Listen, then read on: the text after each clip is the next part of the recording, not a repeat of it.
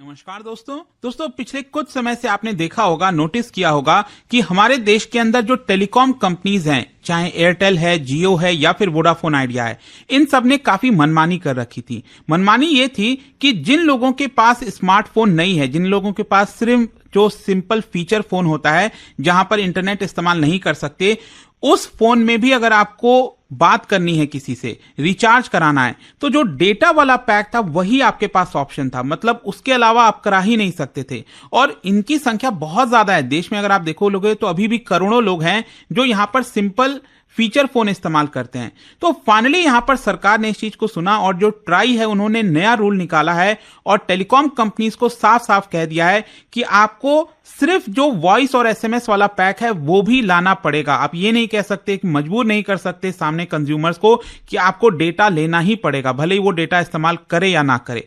तो इसको थोड़ा डिटेल में समझेंगे कि आखिरकार पूरा मामला क्या है और किस प्रकार से ये एयरटेल और स्पेशली जो जियो है उनके लिए बड़ा झटका है। उन्होंने क्या कहा, ट्राई का क्या ओपिनियन है, काफी कुछ जानने को मिलेगा। चलिए आगे बढ़ते हैं, लेकिन उससे पहले आप सबको बता दूं कि इस समय हमारी जो क्रिसमस और न्यू ईयर सेल है वो स्टार्ट हो गई है। अगर आप कोई भी बैच लेते हो स्टडी आई के ऊपर, चाहे वो फाउंडेशन बैच हो 2026-27 के लिए जिसमें प्रीलिम्स मेंस इंटरव्यू की तैयारी कराई जाती है, या फिर 2025 के लिए स्पेसिफिक जो प्रीलिम्स वाला बैच है वो लेना चाहते हैं, सभी के लिंक कमेंट सेक्शन में। और आपको यूज करना है ये कोड अंकित लाइव ताकि आप मैक्सिमम डिस्काउंट ले सकें। और इसके अलावा अगर आप एमसीक्यूज अटेम्प्ट करना चाहते हैं तो मेरे इंस्टा पेज पर जाइए, वहां पर स्टोरीज में जितने भी एमसीक्यूज हैं उसको भी आप अटेम्प्ट कर पाएंगे।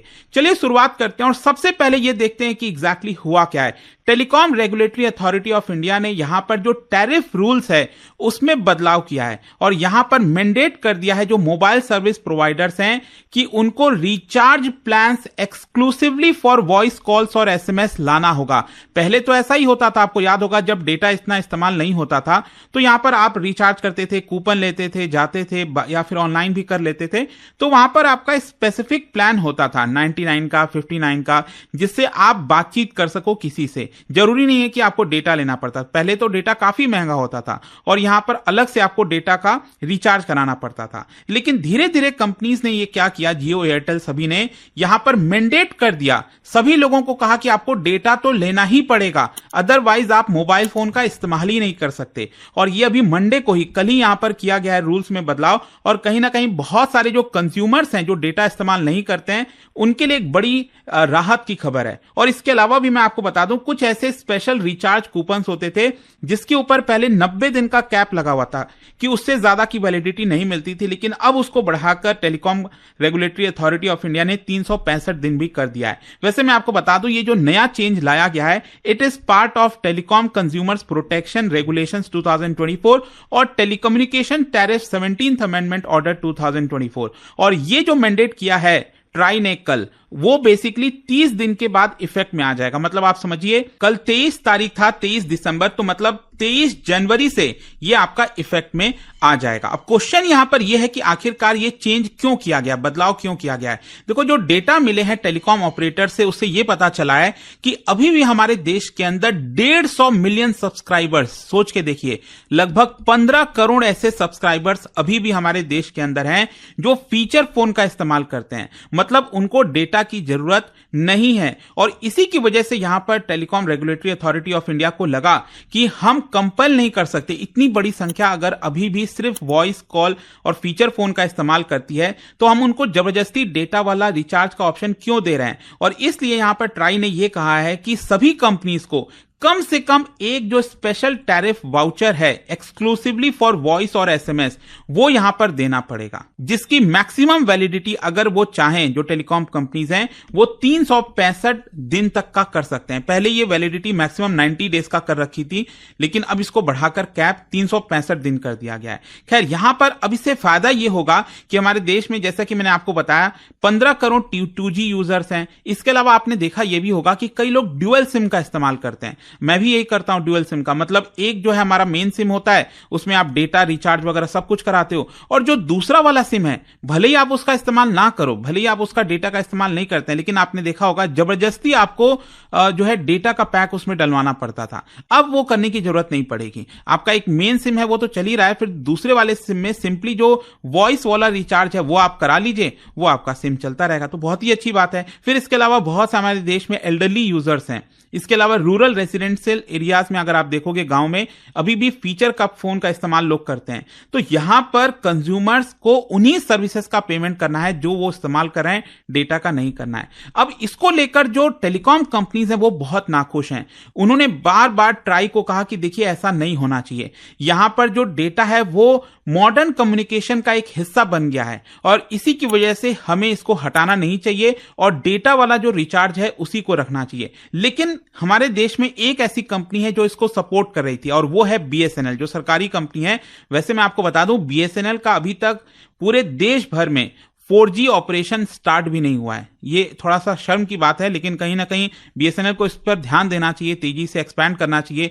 कहां 5G पर पहुंच गई है पूरी दुनिया और हमारे देश में प्राइवेट कंपनीज प्रोवाइड कर रहे हैं, तो बीएसएनएल इस मार्केट में कैसे टिक पाएगा? तो ये एक बड़ा सवाल है। लेकिन जो भी है, बीएसएनएल इस चीज को सपोर्ट कर रही थी और कह रही थी कि हम चाहते हैं कि वॉइस और जो एसएमएस वाला सिर्फ पैक होता है वो हम प्रोवाइड करें, क्योंकि इसके पहले जितनी भी प्राइवेट कंपनीज हैं उनका यह कहना था कि जिस प्रकार का रिचार्ज ऑप्शन बनाया गया है इस समय वो हर एक यूजर्स को प्रोवाइड करता है। ऐसा नहीं है कि सिर्फ जो डेटा इस्तेमाल करते हैं, जो कम डेटा नहीं इस्तेमाल करते हैं डेटा, उनको उनके लिए बहुत जो सबसे कम डेटा वाला पैक है वो इस्तेमाल कर सकते हैं। जियो, एयरटेल, वोडाफोन सभी का यही मानना था। अच्छा, वैसे अगर आप देखोगे ये जो टेलीकॉम कंपनीज स्ट्रैटेजी अपना रही थी, इनको इससे काफी फायदा भी हो रहा था क्योंकि इनका जो रेवेन्यू है वो काफी बढ़ भी रहा था।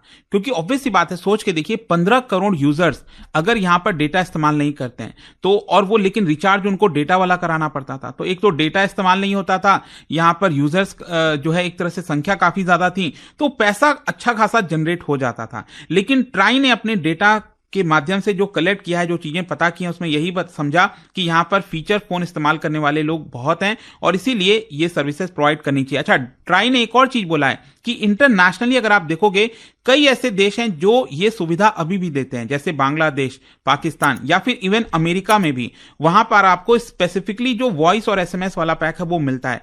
तो भारत में हम क्यों नहीं कर सकते? स्पेशली भारत में तो इतनी डाइवर्सिटी है, हर प्रकार के आपको यूजर्स देखने को मिलेंगे, तो ये करना चाहिए। लेकिन अल्टीमेटली क्वेश्चन ये है कि जियो और एयरटेल के ऊपर इसका क्या असर आएगा? देखो, जियो और एयरटेल जो है यहां पर वो लगातार कोशिश कर रहे थे कि जितने भी यूजर्स हैं देश के में उनको 2G से 4G या फिर इवन 5G में शिफ्ट किया जाए, क्योंकि इनका जो इस समय मेन मकसद है वो है ARPU को बढ़ाना। ARPU क्या है?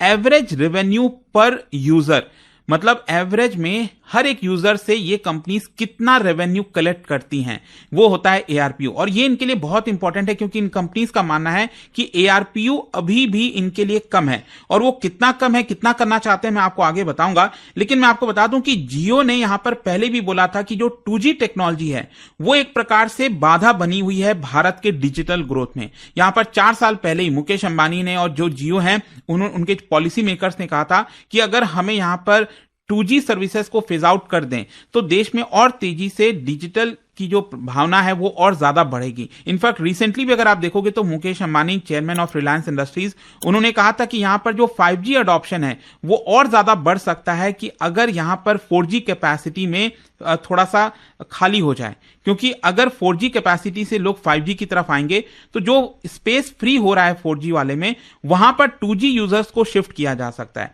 ऐसा उनका कहना था। सेम यही चीज भारती एयरटेल, उनका भी ये कहना था कि वो 2G से 4G की तरफ लोगों को ले जाना चाहते हैं ताकि रेवेन्यू जनरेशन ज्यादा हो चुकी है। और सेम यही चीज वोडाफोन आइडिया का आपको देखने को मिलेगा।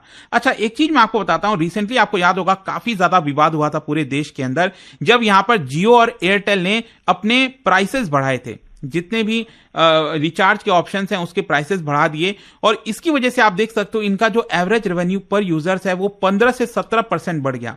एक्चुअली मैं आपको बताता हूं, Q4 2023-24 फाइनेंशियल ईयर के हिसाब से अगर आप देखोगे तो एयरटेल का जो एवरेज रेवेन्यू पर यूजर्स था वो था 209 रुपए, लेकिन ये इसको बढ़ाकर करना चाहते हैं 305 रुपए, 300 के पार ले जाना चाहते हैं। सेम यही चीज जियो का है, जियो का 200 से कम ही है इनफैक्ट जो एवरेज रेवेन्यू पर यूजर है, लेकिन इसको अब ये बढ़ाकर 300 के आसपास लेना जाना चाहते हैं, क्योंकि इनका ये कहना है कि इनको लॉस हो रहा है इसकी वजह से। इंटरनेशनली अफ्रीका में बहुत से ऐसे देश हैं जहां पर एवरेज रेवेन्यू पर यूजर काफी ज्यादा है, लेकिन भारत ही एक ऐसा देश है जहां पर ये कम है, और इसी की वजह से यहां पर अब प्रॉब्लम ये होने वाला है कि जो ट्राई ने ये फैसला लिया है कि कम से कम एसएमएस और वॉइस का भी ऑप्शन होना चाहिए, तो जो पहले ज्यादा का रिचार्ज करते थे वो उतना करेंगे नहीं, वो रिचार्ज का ऑप्शन कम हो जाएगा और अल्टीमेटली जो एवरेज रेवेन्यू पर यूजर्स है एयरटेल और जियो के लिए वो इंपैक्ट होने वाली है।